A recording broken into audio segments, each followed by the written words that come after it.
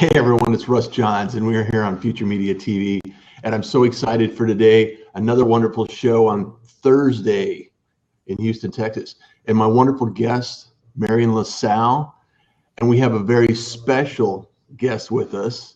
Kristina, how are you today? Tell us Good morning. what you're doing today. So right now I am working with small businesses and nonprofits and entrepreneurs and empowering them and helping them with their marketing and getting them out there looking at marketing in a different way, getting them on social media, making sure that they're creating their community, helping them create honesty around their community and creating their tribe. I love that. Oh, you just hit it on the head.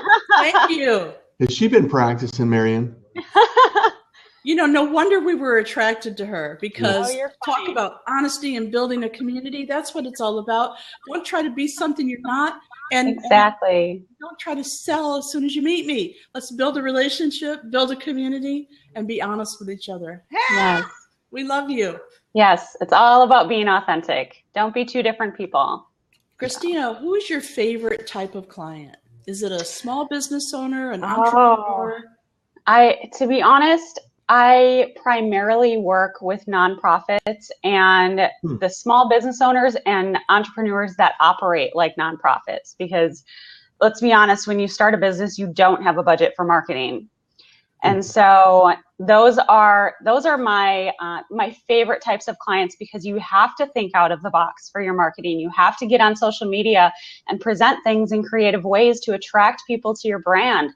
And so when you are working with no budget to do that, you have to think outside of, what can I spend money on? It's more, what do I, not have to spend money on?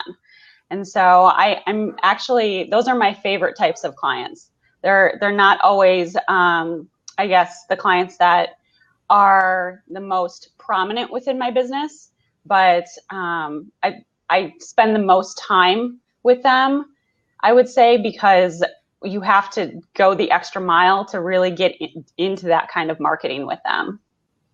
That's fantastic.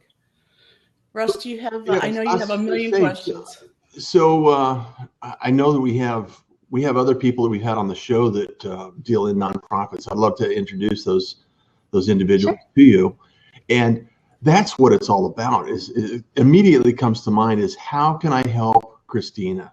It is, how can I engage with her on another level? And that's when you start building a relationship.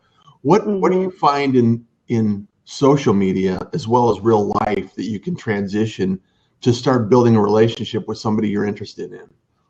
What tools do you use, and what techniques do you use? So that first one we mentioned, that honesty and authenticity, I think is the first step. That you can't be two different people as a business owner and as a person out in your community, because you are your brand. You have to represent your brand as you.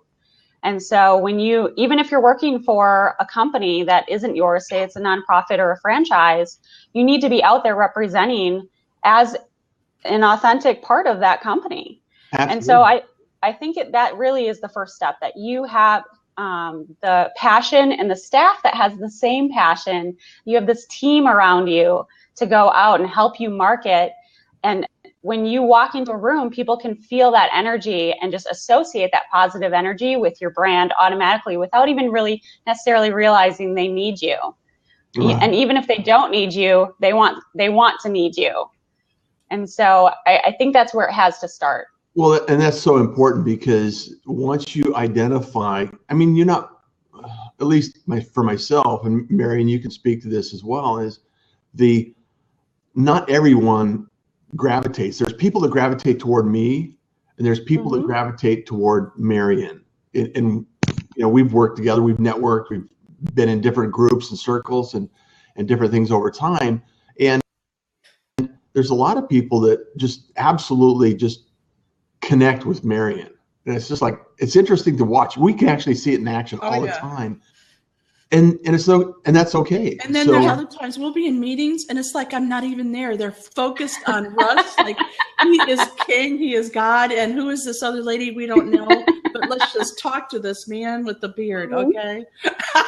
It's awesome. That's funny. And you know, it's fun. It's great that we can look at that and laugh and have a good time with it and recognize it for what it is. It's happened so many times now that we both go, "Isn't that funny? Did you see that? Yeah, I saw that. Wow." And we don't take offense to it because no, it's a compliment, really. And you have a team member that sometimes they like us both as a team. They would never want us to like separate because, you know, they like us as a team. So I love that, building relationships with people who feel good around me and I feel good around them. Yeah. So I love the fact that you're doing, you know, nonprofit work. Tell me what it's like for you to talk to a business owner, whether it's a nonprofit or a regular type of business, entrepreneur, small business owner. What is it that you look for so that you can help them? So we start out with where their brand sits. And so how they're presenting their brand to the community, and if it's actually the impression that they want their brand to have. And so their marketing has to be around the brand that they believe that their brand is. And so sometimes there's a disconnect between what the community perceives their brand is and what their brand should be, or the energy that they want their brand to represent. And so that's where we really have to start. If that's already set and we're good to go, or maybe they haven't even started marketing yet, then we identify their ideal client. And so I tell every single one of my clients, you should not be throwing a rock into this giant pond called Houston or wherever your target market is and expect it to hit somewhere and just wait for it to happen. You have to have an ideal client, and that ideal client needs to have a face. It needs to be a gender and an age and have interests and a type of family that it and community that it associates with. And really, your marketing has to target that ideal client. And sometimes that ideal client will change because your seasons change.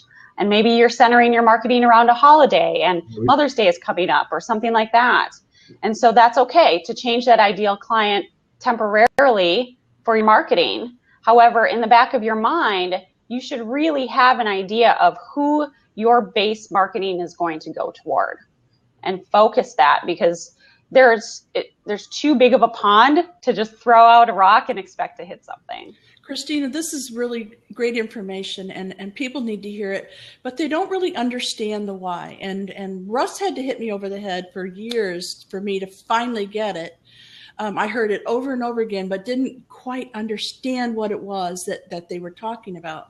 So what we have done is to really focus on the why. Once we find out what our why is, separately, together as a company, our culture, then it's easier to find out who our target should be, right? Because we can't be everything to all people, even though we want to. We're people pleasers. Trust. I agree. Yeah. There's so many entrepreneurs out there that within their mission is, it could be 3 pages long. And I have them, part of their process within our first meeting is having them identify their top 3 to 5 target goals. And so within that, keeping that ideal client in mind, making sure that you understand what your goals are for your brand.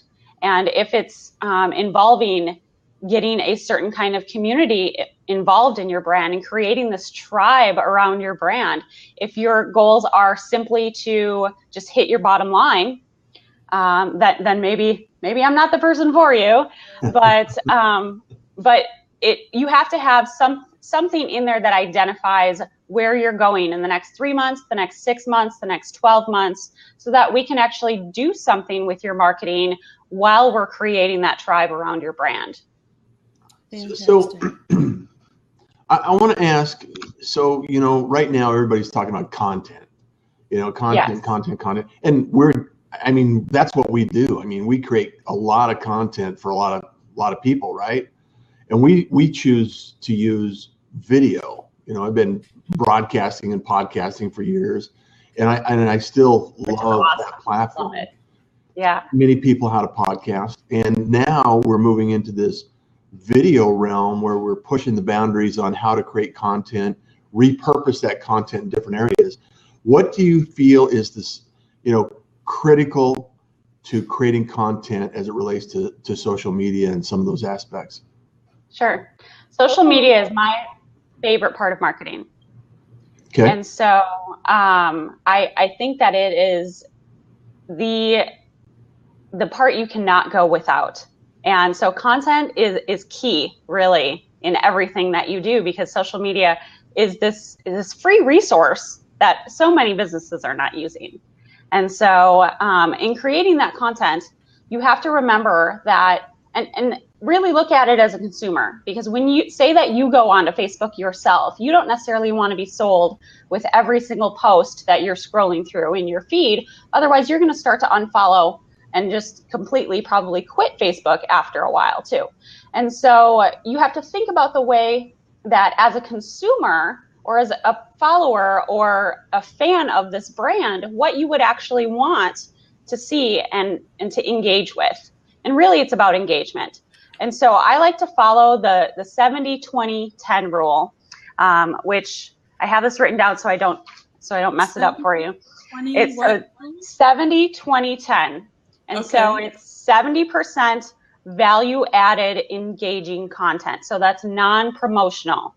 And so, which sounds kind of like, well, why would I not promote my own brand? But at the same time, this is where you're creating trust. You're providing tips, you're providing infographics, you're providing articles, you're providing things that put you in a light as an expert in your field. It's not necessarily this is the discount we have this month or this is the new product we have coming out. It's how you can utilize the brand in association with solving a problem that centers around your brand. And so creating this non-promotional post 70% of the time. Then the other 20% is shared content from other sources. So playing in the sandbox is what I like to call it. And making sure that you are creating connections with other people that do the same thing that you do, or other partners out there, or other networking sources. Especially if you're a local brand and you're targeting local audiences, they know these other brands and these other people that you're sharing content with, and they identify with them. Is that so when you go ahead? Would that be considered curated content? Sure. I think it depends on the way that the other person or the other brand portrays themselves. Got it. I don't always like to identify it as curated content across the board, because that's sometimes that can be a general statement, and it depends on what content you're sharing. But yeah, you're on the right path there. Okay. And so I want to interject right here, because this is important. Back in the olden days, and I won't tell you what year this was, but I started internet history. Yeah, back before the internet. I was taught early on, my very first interaction with the internet was building relationships through blogging. They didn't even know the word blogging back then. But I soon found myself in this community of people who were doing affiliate marketing and internet marketing this way. And one of the first things they taught me was to find good quality content, build relationships with people who are building really good content, and then blog about it. So you would put a paragraph opening up, telling them about this person that you really like. You just plop in their information, and at the end, you end it with a statement about, I hope you enjoyed this content. I know it was useful. I hope that you'll use it, and then let me know what you did with it or whatever. Yeah. And that, to me, the first time I saw that somebody did that for me, I was so happy. I was like, oh my gosh, somebody loved my stuff so much. They shared my content. So don't think of it as stealing. Don't think of it as something that's wrong. It's a compliment. Yes, I loved it. Well, the statement I always use is high tide raises all boats, right? Right. We're never going to run out of abundance. And when you share something of value and it touches somebody along the day, that's what really gets me energized. It's like, okay, I have something I want to share because this is really great information. I love learning, Absolutely. sharing, And that's part of what you're talking about, right? So what's the last 10%, Kristina? Yeah, so that's the 20%. The 10% is promoting yourself, because you do have a business and you do have a brand. It's just doing it in a way that it's not that you're selling. And so this is where you have to have a budget for your marketing, because these are the kinds of posts on social media that they won't organically push out to your audience, because they don't typically get shared. They get a few less likes typically, because it is the selling type of thing. But at the same time, this is where, this is where you pay your bills, to be honest, but this is where your brand actually represents your product. And so you really have to limit the amount of selling that you do, but it does have to be in there. I like to say 10%. So. Fantastic. We have a question from the audience. Carmen asked, perhaps I missed this, but Kristina, what do you think makes PR different from other areas of marketing services like brands management, social media management, content management, etc.? Gosh, it's getting so big, isn't it? Marketing is just, really there's a million terms out there, and every day there's something new. There's a new social media channel to keep up with, I swear, every week. It's insane. Public relations is such a big, broad term. Umbrella. But in my opinion, yes, exactly. It kind of covers everything. But I think the basis of PR is relationships. You have to form relationships. And in order to create this tribe around your brand, you have to have positive relationships. And so that involves networking. That involves representing your brand through your own personality. That involves getting a team that does the same exact thing, that loves on your brand and spreads that positivity out through the community.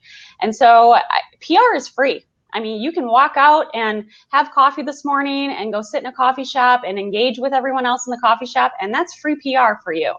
If you are representing your brand and you're out there networking, there's nothing that, I mean, it costs you what, a coffee? Right. And so you don't necessarily have to spend money on PR like the way that people think you do, because it's just forming relationships. That's the basis of marketing. And so marketing has such a bad marketing, the term marketing, everybody said, oh, it's like this thing that we run away from, but it's really not. How do we turn it around and make it a positive thing? What can I say? I'm weird. I love marketing. It's we true. like marketing, and we're kind of in. Yeah, I know. and other people, when you talk, say, "Yeah, I'm a marketer. I do marketing and PR." You see there. Oh, it's like, oh, you sell insurance.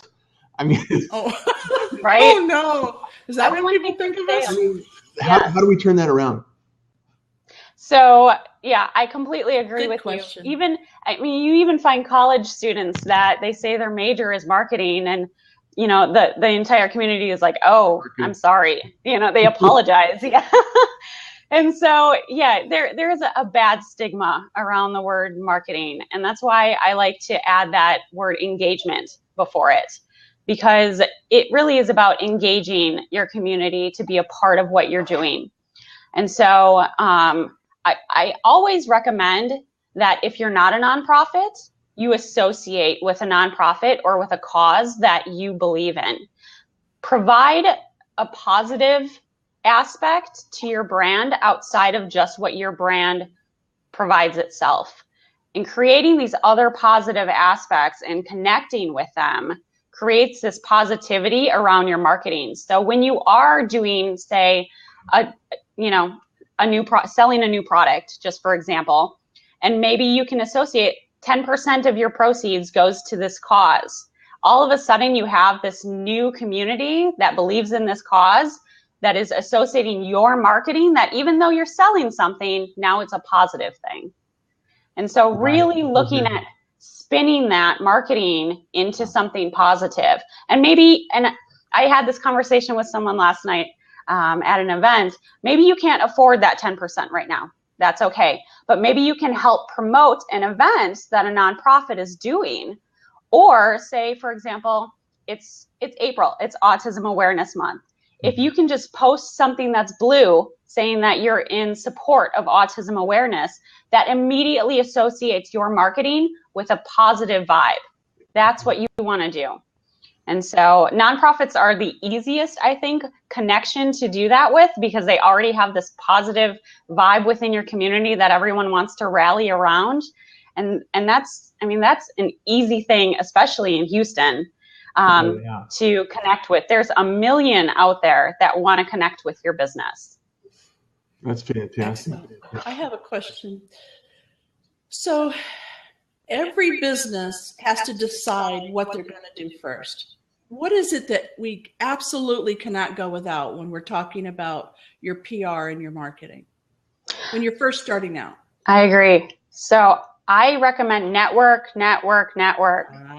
Get yourself out there. Let people see who you are. They don't want to just see a logo.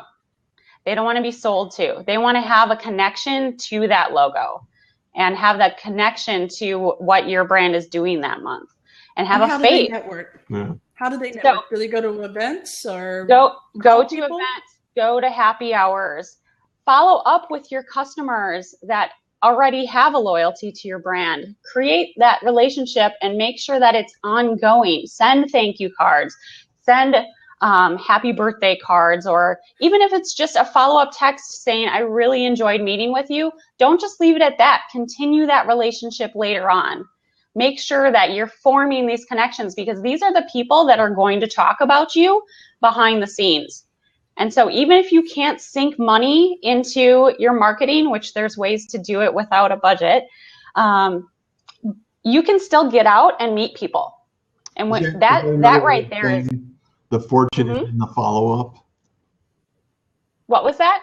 Is that another way of saying the fortune is in the follow-up? Oh, absolutely. Absolutely. When you follow up with people, not only do they think of you for their own needs, but they think of you for their connections needs. And when they're out referring other people to their connections, you're going to be in that that list. And it's also that's about where you being want to be. Available, right? Correct. Yes. And we see it so many times that, you know, if you're approachable and you answer questions, and that's what Mary and I have been doing for years, is delivering value over time. And, you know, I made the mistake early on is no one knew what I did. And so it's like my PR was kind of backwards. It's like I was available. What does that Russ character do anyway? He's always around, but we know not really. But no one knows why. No one knows why. I needed you then. It's like, holy cow. They needed some kind of, they know it. They know you do something technical, but they're not sure what it is. Yeah. And to be honest, don't just go and meet people and collect business cards. Actually set appointments and do coffee dates and do lunch and get to know what these people do. Ask them, how can I help your business? Don't just make it about your business. Make it about their business and how you can form a relationship with them. Because just going to a networking event isn't enough. You have to do that follow-up. You have to go have coffee with them. You have to sit down and actually form a relationship with them. They might even have a connection you don't realize you could use. Oh, absolutely. You know, and the interesting thing, Mary and I talk about this all the time, is same with social. You know, we can be friends on social for a long time, not having an awareness of what they do. And it's, you know, social is just here to start the conversation. You still have to take the conversation somewhere else to do business, right? That's absolutely. Right. And so that's a good lesson to share with the audience today is, you know, don't be afraid to ask somebody for the next step, right? Okay. So, no. Most of the time, that should be a compliment. Yeah, absolutely. My favorite tip was a big marketer, somebody that I really looked up to, wrote a book about being social, being rich, you know, type thing. She told me that, you know, the people that are making money, Marion, on Twitter are not making it on Twitter. They're taking it from Twitter and they're picking up the phone. They're doing exactly what you're saying. They're making this relationship with them. Yes. And so I never forgot that. You know, it didn't make me pick up the phone still. I was still resistant. I don't know why, because I love talking on the phone, but just to pick somebody up and call them, it was hard for me. But now that I'm in the routine and I feel better about, you know, my products and my services, and I feel, you know, really solid, now it's easier for me to pick up the phone. So I would like to know from you how we could do that easier sooner, because it took me a long time to feel comfortable to pick up the phone. Sure. And sometimes that is just a matter of stepping outside of your comfort zone. Some people are naturally introverted, and marketing is this big, scary thing for them that they can't imagine doing, but they have these great ideas and they're entrepreneurs. And unfortunately, marketing is just a part of it. They have to be a part of it. And so if it makes it more comfortable for you, start with a personal message, just introducing yourself and saying, hey, I'm a fan, not necessarily selling yourself. I'm not attracted to the people that reply to my Instagram posts and say, will you come like all of my photos? They have no interest in what I'm doing. They just want me to be involved in their brand, you know? The best ones are you get an on Twitter. Oh, yeah. Hey, I'm more active on Facebook. Okay, that's weird. Yeah. You know? And Rochelle has a question. I don't want to, it's going, you know, as people type, it's going away. Oh, so yeah, it's going away. I make sure that we talk about it. So she's asking about local versus long distance. So she's probably talking about, yeah, you can have a cup of coffee with somebody that lives in your own town, but what about somebody that lives in California and you live in Texas? I completely understand. I have national clients that work completely different in their marketing than they do for the local clients. And if you have direct contacts within the business, you can do something like this, where you create a video chat and you have coffee virtually. Yeah. You know, that's a great way to create a relationship. And there you go. Exactly. Yeah, I have it right here. We're all good. It's only the first cup too, so I'm surprised I'm so awake this morning. But but if you are marketing out to that big pond that is national, make sure that you are doing a few things to interact with those people that are following your brand. Respond to every single one of your reviews.